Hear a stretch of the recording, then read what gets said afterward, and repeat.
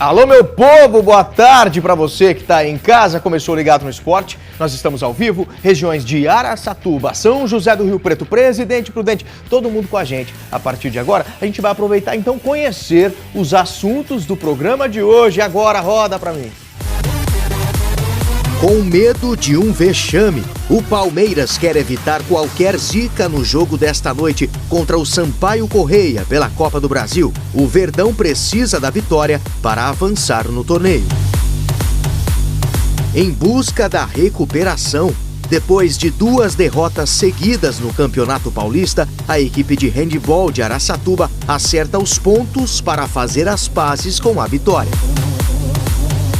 Vitória é com ele mesmo. Um dos mais vitoriosos lutadores da história do MMA esteve em São José do Rio Preto.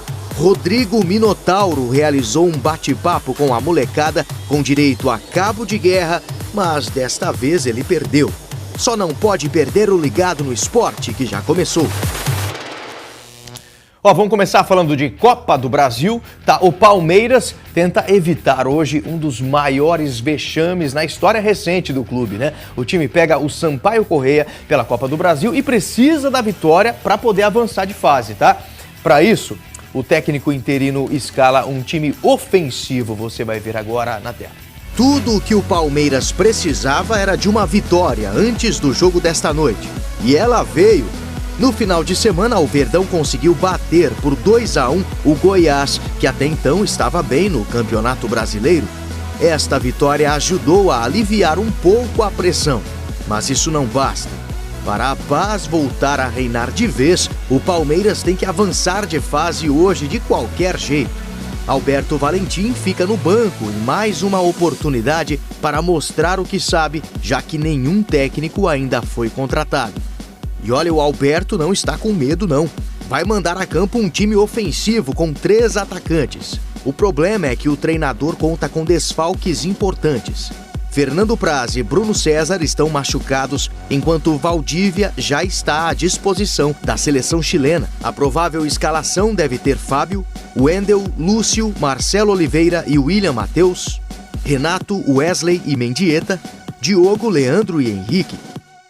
Muito bem, olha só. A bola rola então para Palmeiras e Sampaio Corrêa às 10 horas da noite, lá no estádio do Pacaembu, tá bom? Quem também entra em campo hoje é o Corinthians, tá? Mas apenas é um amistoso, tá? O Timão pega o Atlético Paranaense em um jogo teste na Arena da Baixada. Olha, o Mano Menezes vai aproveitar para fazer algumas mudanças, tá? A principal delas é a entrada de Elias, que chegou ao clube, mas só joga depois da Copa do Mundo, tá? Além dele, 6 reservas, olha só, 6 reservas vão ganhar uma oportunidade no time titular para poder mostrar trabalho, tá? A escalação deve ter Walter no gol, Ferrugem, Gil, Felipe e Wendel na defesa, meio campo com Bruno Henrique, Elias, Petros, Renato Augusto e Jadson, enquanto o Luciano, né, é o único atacante. A bola rola a partir das 7h30 da noite. Vamos falar agora do Allan Kardec. Ele chegou no São Paulo com status de estrela, né? O jogador que custou 14 milhões de reais foi apresentado no novo clube nesta terça-feira ontem. Olha só. Allan Kardec chega com um destaque ao clube por indicação do próprio técnico Muricy Ramalho. Allan Kardec assinou contrato com o São Paulo por 5 anos e agora o departamento jurídico tenta antecipar a estreia dele, prevista só para depois da Copa. Apesar do último clube do jogador ter sido o Palmeiras, o passe dele pertence ao Benfica de Portugal. Como as janelas de transferência só reabrem depois da Copa, o jogador não poderá atuar pelo tricolor antes da competição. O centroavante estava treinando no clube desde o início da semana. Allan Kardec reforçou várias vezes que está feliz e que se sente aliviado, depois de um período difícil de negociação e renegociação com o Palmeiras. Quando eu chegava em casa e deitava a cabeça no travesseiro e tentava dormir com a esperança de que tivesse algo que se resolvesse, chegava no dia seguinte e não estava resolvido. Eu tive perdas aí físicas, perdi 4 quilos. Allan Kardec tem 25 anos, passou pelo Vasco da Gama, Internacional, Benfica de Portugal, Santos e Palmeiras. Esse ano foi premiado como artilheiro no Campeonato Paulista com 9 gols. E no mesmo campeonato foi eleito também o melhor atacante esse ano. Uma figura que, sem dúvida nenhuma, vai engrandecer o São Paulo Futebol Clube.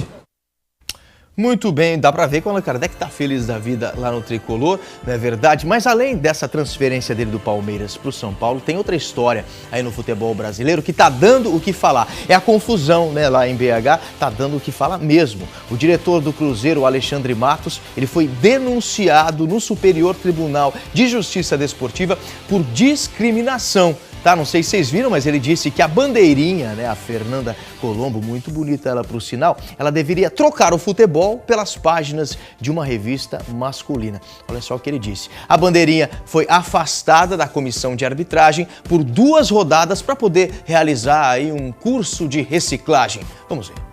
Muito antes de o Clássico Mineiro entre Atlético e Cruzeiro começar, Fernanda Colombo Uliana, a bela assistente catarinense de 23 anos, já chamava a atenção de todos. Só que a bandeirinha, considerada a nova musa da arbitragem brasileira, fez feio nesse lance. Marcou um impedimento que não existiu contra o Cruzeiro.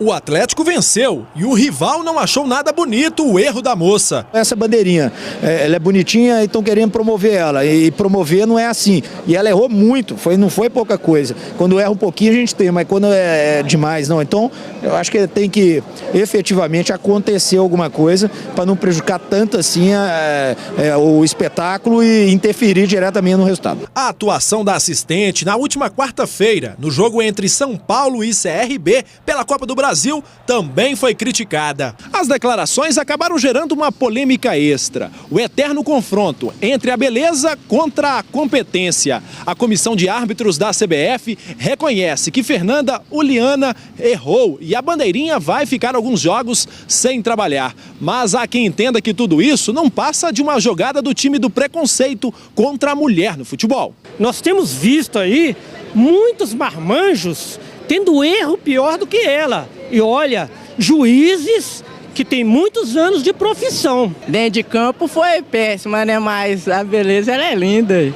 Se for pela beleza, ela nunca vai sair de campo, não é verdade? Ó, por falar em Cruzeiro, o time joga a vida hoje na Libertadores, hein? A equipe enfrenta o San Lorenzo e precisa vencer para se manter vivo na competição. Olha, os argentinos estão com a vantagem, tá? Já que conquistaram uma vitória no jogo de ida por 1-0, ou seja, o empate não serve para o Cruzeiro, hein? O único time brasileiro na Libertadores. O duelo começa às 10 horas da noite no Mineirão. Agora vamos fazer uma pausa ligeira, já eu te mostro o que o time de handebol de Araçatuba tá fazendo para mudar a sorte no Campeonato Paulista. Fica ligado.